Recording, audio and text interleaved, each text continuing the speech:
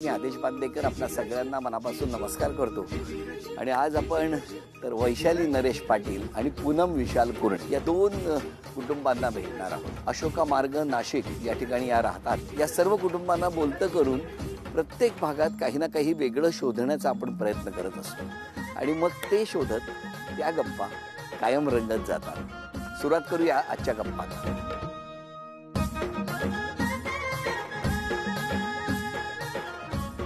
नमस्कार. नमस्कार. नमस्कार. नमस्कार.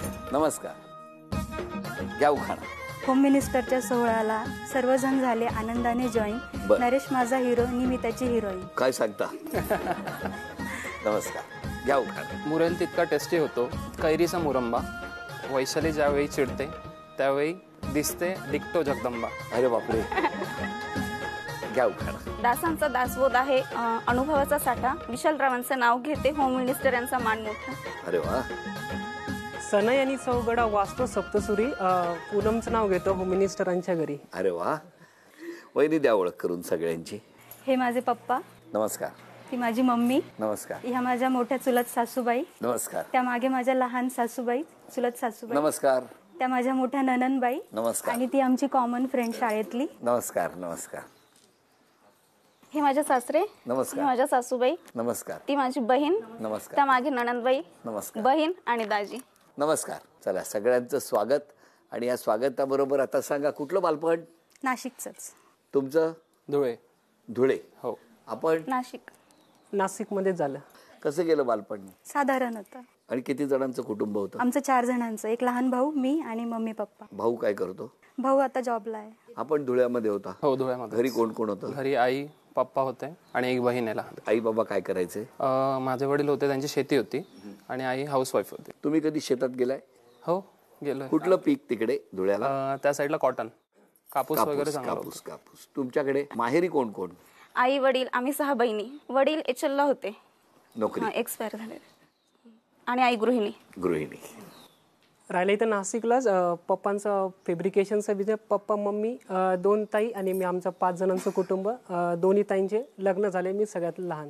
बरं मला सांगा आता मैत्री कोणाची? माझी आणि पूनमची. कधीपासूनची? आम्ही 24 वर्षांपूर्वी. 24 वर्ष झाले. 24 वर्ष मैत्रीला झाली? पहिली ते 10वी आम्ही सोबत होतो शाळेमध्ये. अरे वा. कोण अभ्यास करायचा आणि कोण करायचा? दोघेही हुशारच होतो. दोघेही हुशार होता. आपलं कसं होतं अभ्यासात?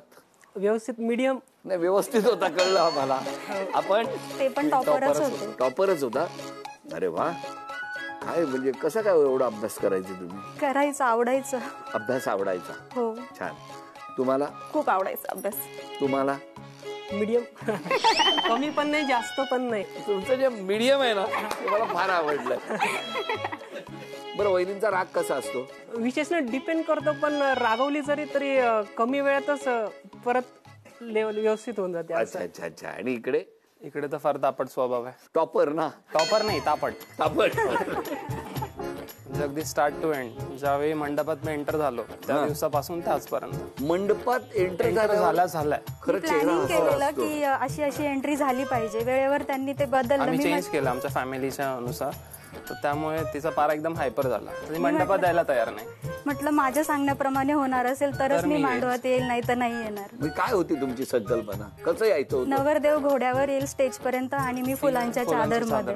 मग घोडा आत आला नाही? घोडा आत येऊ देत नव्हते हॉलवाले. हा, हॉलवाले. आणि आमच्याकडे परंपरा आहे की म्हणजे नवरा आणि जी आहे ते सोबत चालतात. बरोबर. पण मग आमचं तसं नव्हतं. आधी मी जाणार, मग ती येईल. मग काय? मग शेवटी हे चिडायचं कशाला? तिच्यानुसारच करावं लागलं. घोडा बाहेर, तो आत यायला. घोडा पण आत टाकावा लागला. मग घोडा आत टाकला ना त्यांनी. आत घेतलाच घोडा. काय सांग? सगळ्या स्टेअर चढून आतमध्ये जावंच लागलं. भाग्यवान आहात तुम्ही. का? हत्ती आणा नाही नशीब सांगितलं. उखाण्यात जगदंबा का होता? म्हणूनच मी तो घेतलाय. तुमच्या बाबतीत कसं काय? असं काय झालं होतं? नाही असं मला सांगा. इतका तापट स्वभाव मैत्रिणीचा, मग मैत्री टिकली कशी 24 वर्ष? मग ऑपोजिट आहे ना दोघींचे स्वभाव, त्याच्यामुळे टिकली ती. शाळेत पण असं चिडचिड हो व्हायची? हो, खूप कॉम्पिटिशन असायची. पण ते आताही सांगतात ना, दोघांमध्येच कॉम्पिटिशन असायची. म्हणजे पहिला दुसरा नंबर त्याच्यात पण कॉम्पिटिशन असायची. म्हणजे मैत्री तर पक्की, पण मग कॉम्पिटिशन पण खूप होती. म्हणजे जर तुम्ही पहिले आले तर मग तेव्हा काय व्हायचं? मग जलसी व्हायची ना तिला. राग यायचा माझा. मी आले तर तिला राग यायचा, ती आले तर मला राग यायचा. आणि तरी मैत्री 24 वर्ष टिकली आहे, विचार करा. हो की नाही? खूप आठवणी असतात बालपणीच्या. कुठली आठवण सांगाल? आठवणी म्हणजे तिचं एकच होतं की लेक्चरला आम्ही बसलेलं असायचो ना, तर तेव्हा ती झोपा काढायची. मला अक्षरशः पाय मी मारायची आणि उठवायची, तरी ती डुलक्या घ्यायची. ऍक्च्युली आम्ही दोघी सोबत क्लासलाही होतो, ट्युशनला. आम्हाला 6ला क्लास राहायचा आणि क्लास झाल्यावर लगेच आम्ही शाळेत शाळेत जावं जायचो. लागायचं. त्यामुळे मग तिथे मला झोप लागून जायची कधी कधी. शाळा हे झोपण्याचं ठिकाण आहे का? आता किती वर्ष झाली लग्नाला? 3 वर्ष झाली. कसं जमलं? Arrange marriage. पण कसं काय? माझे मामी आणि यांचे मामी दोघं एकमेकांना ओळखायचे. मामींनी स्थळ आणलं आणि मग बघायचा चहा पोह्यांचा कार्यक्रम चहा झाला. पोहे झालंच कुठे. ते बघा, चहा पोहे झालेच नाहीत म्हणले. लिटरली आम्ही दोघे वेळा ज्यावेळी गेलो ना, एकदा आईसोबत आणि एकदा फॅमिली सोबत गेलेलो तिला पाहायला, तर त्यांनी ढोकाच खाऊ घातलं. फरसाण आणि ढोका, पोहे दिलेच नाही बाकीच तुम्हाला. मग कसा काय कार्यक्रम हो चहा पोह्याचा मी म्हणते? तेच तर म्हणतोय. बाकी काहीतरी वेगळं देऊ म्हटलं. पोहे ते खाऊन खाऊन वैतागले असतील, नवीन काही. पण मग माझी आता- पहिलीच मुलगी, मी आता पहिलीच मुलगी सांगताना सुद्धा पाहिली. तुम्ही चहा ढोकळ्याचा कार्यक्रम म्हणायचो ना. माझी मम्मी ढोकळा छान बनवते ना, म्हणून मी ढोकळाच दिले. बरं ब्रँडिंग चाललंय मम्मीचं. पण मग काय झालं, तुम्हाला ढोकळा दिला? हा, ढोका दिला. आणि असं म्हणतात ना की मुलगी ज्यावेळी आपण बघायला जातो त्यावेळी पोहे बनवतात ते जास्त टेस्टी असतं. पण मला ते अजून खायलाच नाही मिळालं. काय हो, त्याने टेस्टी पोहे का देत नाही तुम्ही? आता बनवून देईल घरी. पण ज्या दिवशी एकमेकांना बघितलं त्या दिवशीच ठरलं लग्न? त्यांनी मला त्याच दिवशी मी पसंत पसंत केलं. केलं त्या दिवशी. हो. तेव्हा होणाऱ्या परिणामांची तुम्हाला काही कल्पना नव्हती ना एवढी. ते नंतर कळत गेला. हो हो. पण मग तुम्ही होकार दिला. हो. तुमच्याकडनं होकार कधी आला? 1 वर्षाने होकार आला. काय ढोकळ्याचं पीठ भिजत घातलं होतं का वर्षभर काय करत होता? मी त्यांना प्रश्न विचारत होते. वर्षभर? काय हो, हा. कसं काय हे? हे वेगळंच फ्युचर आहे प्लॅनिंग काहीतरी. काय असेल, फ्युचर प्लॅनिंग कसं असेल त्याप्रमाणे. हो ना. कसा आहे स्वभाव त्यांचा? खूप शांत आहे, बोलतच नाही लवकर आणि सपोर्टिव्ह खूप आहेत. कुठल्याही गोष्टीमध्ये माझ्या पाठीशी खंबीरपणे उभे राहतात. पण त्यांचं जे म्हणणं आहे तुमचा तापट स्वभाव आहे, तो खरंच आहे? हो आहे. शॉर्ट टेम्पर्ड आहे पण तेवढं लवकर कूल लगेच मी कूल पण होऊन जाते. जर समोरच्यानी सॉरी बोललं तर मी लगेच शांत होते. म्हणजे समोरचा नाही म्हणाला तर माफी आपल्यालाच मागावी लागते, मग ती कूल डाऊन होऊन जाते लगेच. तुमच्याकडे कसं काय जमलं? ऍक्च्युली आमचं अरेंज लव्ह अरेंज असा आमचा प्रवास आहे. प्रवास आहे. म्हणजे मध्यम प्रवास आहे हो, तुमचा. मध्यम कसं काय हो? म्हणजे माझी एक फ्रेंड आहे, म्हणजे मी कॉलेजमध्ये होते, इंजिनिअरिंग कॉलेजला. तिथे माझा एक फ्रेंड होता, तर त्याच्या बहिणीसाठी यांचं स्थळ गेलं होतं. तर मग त्याने माझ्याकडे इन्क्वायरी केली की तुला तर FB ला म्हणजे असा व्यक्ती ऍड आहे, तर त्याचा स्वभाव कसा आहे काय. तेव्हा मला माहितच नाही की असा व्यक्ती मला ऍड आहे. मग मी चेक केलं तर माझी एक फ्रेंड होती, तिचं पण म्हणजे हे फ्रेंड होते. मग मी तिला विचारलं, मग ते तिथे नाही जुळलं लग्न. मग तिने माझ्यासाठी स्थळ दाखवलं. हे असं त्यावेळेस मग हिने तिच्या घरी सांगितलं, मी माझ्या घरी सांगितले, मग पत्रिका परत मग आणि मग त्याच्यानंतर मग बघायचा वगैरे प्रोग्राम झाला. असं मग त्याच्यानंतर परत नकार झाला. का? असंच म्हणजे थोडस मग त्याच्या पण तुम्ही भेटत होता? नाही, आमचं बोलत फक्त होतो आम्ही, communication, communication कारण चालत जे म्युच्युअल फ्रेंड जे होते ती आमच्या दोघांची क्लोज होती. त्याच्यानंतर जो नंबर शेअर झाला होता पत्रिका नाही का त्यावेळेस, ते ऑनलाईन खूप गप्पा मारायचे. मारायचे ना? मग ती सांगायची. तुम्हाला वाटायचं या झोपल्यात पण या जाग्या होत्या. कळलं का? पण खूप जास्त झोपते. कळलं ना? ती खूप जास्त झोपते अजूनही. म्हणजे ऑनलाईन गप्पा मारत होता तुम्ही?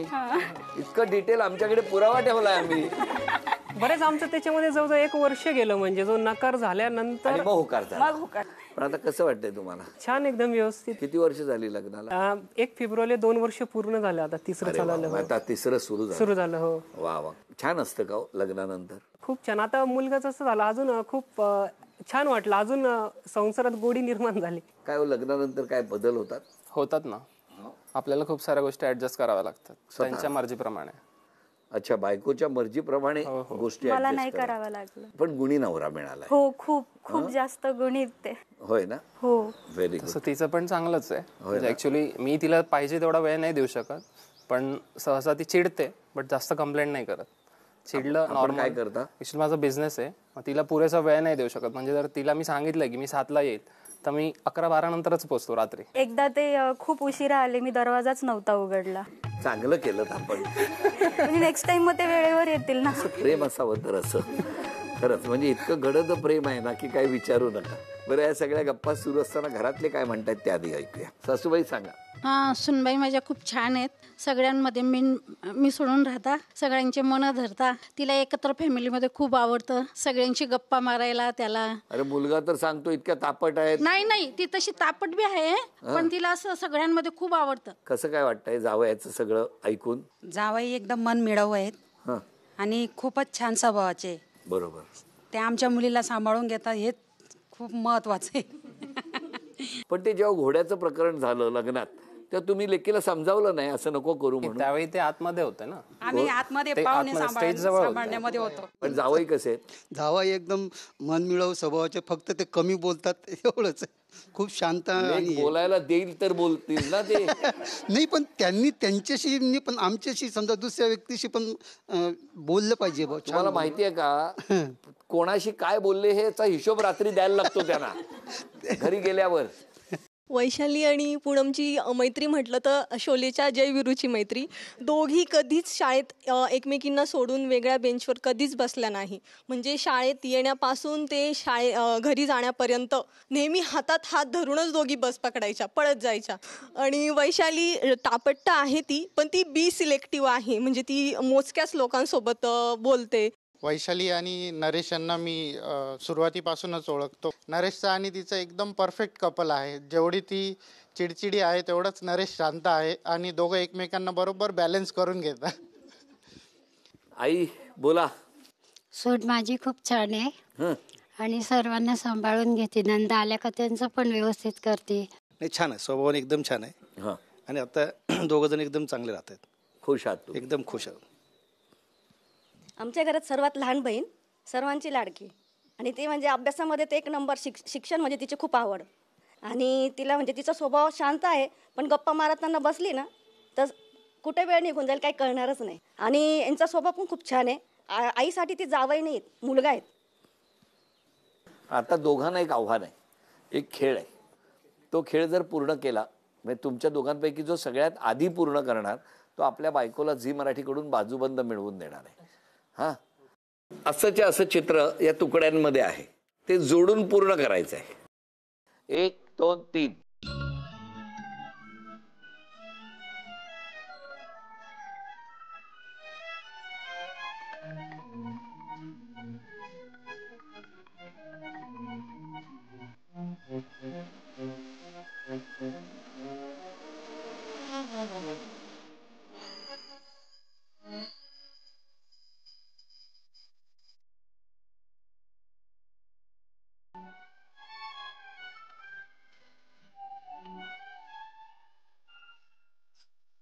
काही क्षणांच्या फरकाने माऊली अभिनंदन. अभिनंदन. झी मराठीकडून हे चांदीचं नाणं. अभिनंदन. झी मराठीकडून हे चांदीचं नाणं. अभिनंदन. ही भेटवस्तू तुमच्यासाठी.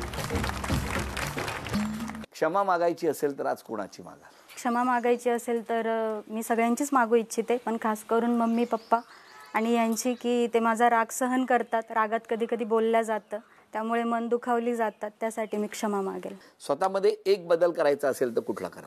रागावर नियंत्रण ठेवण्याचा प्रयत्न करेन. तुम्ही क्षमा मागायची असेल तर? मला जर क्षमा मागायची असेल तर मी माझ्या आईची मागू इच्छितो, कारण 3 महिन्यापूर्वीच तिचं डेथ झाली आहे. ऍक्च्युली ती आजारी होती, बट त्या सिच्युएशन मध्ये मी काही करू नाही शकलो, तर त्या गोष्टीची खंत मला कायम राहते. तर आणि तिच्या बऱ्याचशा काही इच्छा होत्या, म्हणजे आता कुठे काही सगळं रुटीनला लागत होतं आणि त्यात ती सगळं सोडून गेली, त्यामुळे मनाला खातात त्या गोष्टी. तुम्ही क्षमा मागायची असेल? क्षमा मागायची असेल तर मी सासू सासरे, आई आणि माझ्या मिस्टरांची मागेल. कारण म्हणजे मी शांत जरी असली तरी मला कधी कधी राग येतो, आणि मी अचानक म्हणजे थोडीशी हायपर पण होते, म्हणजे शांत असले तरीही. मग माझ्यात नकळत कधी काही बोलल्या जातं, हे तर बोलल्या गेलं असेल तर क्षमा असावी. माझे आई वडील, पूनमची आई, असं माझ्याकडनं छोट्या मोठ्या 1-2 वर्षामध्ये बोलता बोलता असं छोट्या क्रायसिसमध्ये जास्त कधी कमी जास्त बोलल्या गेल्या असेल तर त्यांनी मला माफी मागतो त्यांची. आता या ठिकाणी कोण जिंकणार पैठणी बघूया, वैशाली वहिनी की पूनम वहिनी, बघूया या खेळात. आणि आता पैठणी कोण जिंकणार, वैशाली वहिनी की पूनम वहिनी? त्यासाठी हा छोटासा खेळ आहे. ही टोपल्या ठेवलेल्या आहेत मधोमध, आणि हा जो छोटा चेंडू आहे, प्लास्टिकचा चेंडू, तो अलगद असा टप्पा टप्पा पडून जाऊन त्यामध्ये राहायला पाहिजे. पण टप्पा पडणं आवश्यक आहे, थेट टाकून उपयोग नाही. दोघींनाही प्रत्येकी 10 संधी. या 10 संधीमध्ये सर्वाधिक गुणसंख्या ज्यांची होणार त्या ठरणार आजच्या भागातल्या होम मिनिस्टर, ज्यांना मिळणार आहे पैठणी. बघूया कोण पटकावणार पैठणी. आता कोण टॉपर ठरणार ते आता आम्ही सगळे बघणार आहोत. हं, या तुम्ही या.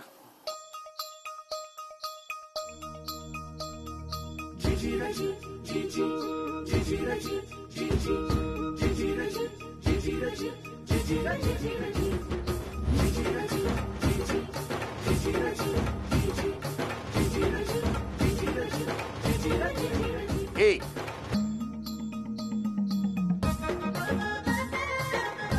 दोन,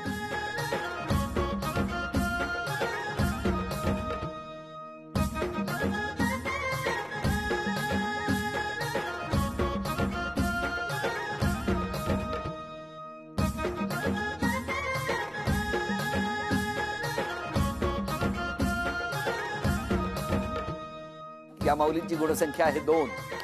आणि आता तुम्ही या मधोमध. जिंकण्यासाठी 3 गुणांची आवश्यकता.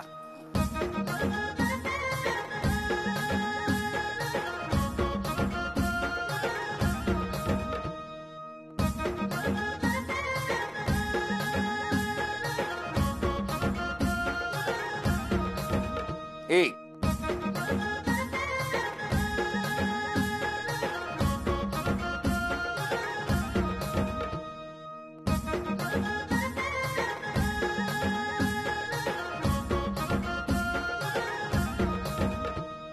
बरोबरी होण्यासाठी आणखी एका गुणांची आवश्यकता.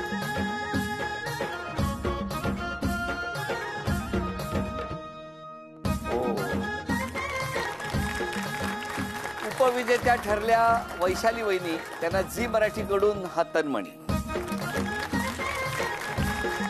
आणि आजच्या भागात होम मिनिस्टर ठरल्या पूनम वहिनी, त्यांना झी मराठीकडून सोन्याची नथ. पूनम वहिनींना मिळत आहे तथास्तु पुणे आणि कोल्हापूर यांच्याकडून पैठणी. अभिनंदन.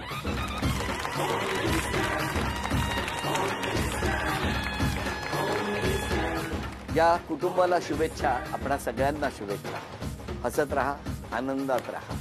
आजचा भाग इथेच संपतो आहे. पुन्हा भेटूया अशीच एक पैठणी घेऊन होम मिनिस्टरच्या पुढच्या भागात. नमस्कार.